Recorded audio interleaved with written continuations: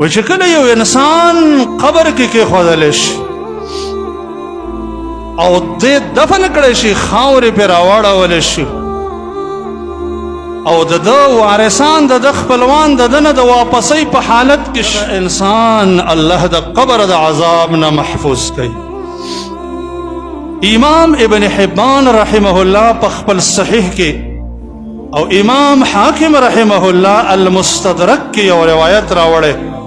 او شیخ البانی رحمه الله صحیح الترغیب والترهیب کې صحیح کړی دی دا روایت.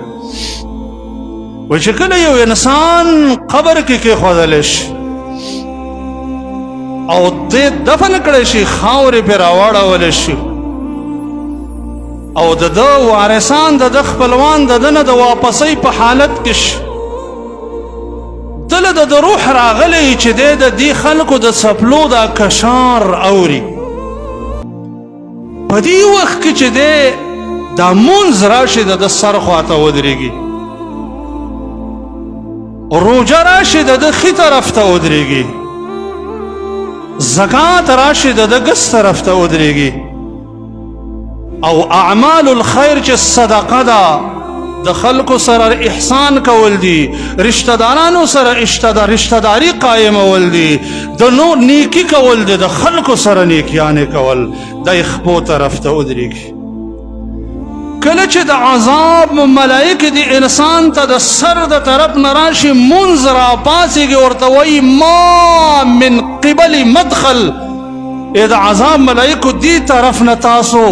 دی مؤمن انسان له د ورتلو اجازت نشته، ځکه زه ولاړ یم. چې کله د عذاب ملائکه د ښي طرف نه راشي نو روژه راپاڅېږي، ورته ووایي چې ما من قبل مدخل، د دې طرف نه د زما د طرف نه د داخلېدلو لار اجازت تاسو ته نشته. ګس طرف نه زکات راشي، هغه ته ودرېږي،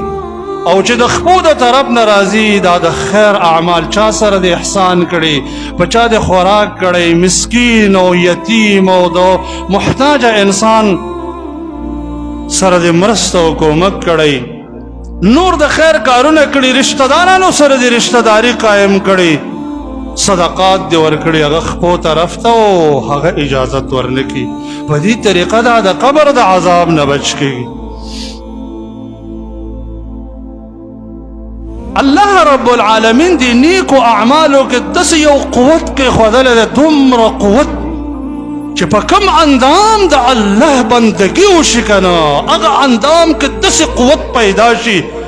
چې د دنیا د عذابونو اسباب بیا په هغې باندې اثر نشي کولی.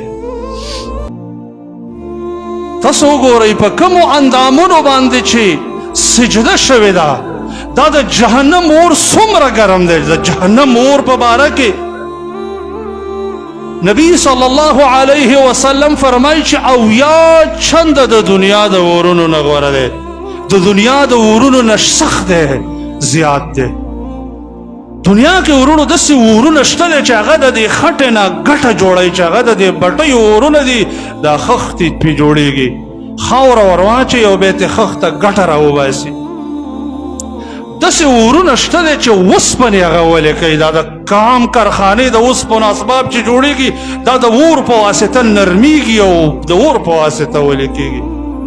داسې اورونه شته دی چې هغه په دنیا کې په یو ځمکه استعمال شي، کلونه به د هغې د زهرو د وجې نه شینکی په هغې کې ونه ټوکېږي. دا ټول د دنیا اورونه دي، د جهنم اور د دې نه 80 چنده ګرم دی. لکه او د انسان اندامونه ډیر کمزوري دي، ځکه چې معمولي غونته کې وړوکی د چراغ اور نه دی، د ډیوې اور، د شمع اور چې هغې ته ور وړاندې شي سوځي. خو په کومو اندامونو باندې چې د رب کائنات بندګي شوي، هغې کې الله دومره قوت کېښودلی دی، دومره قوت چې د جهنم د اور وس په هغه باندې نه راځي او د جهنم اور هغه نشي سېزلی. لکه چې حدیث کې راځي ان الله حرم على النار ان تأكل مواضع السجود،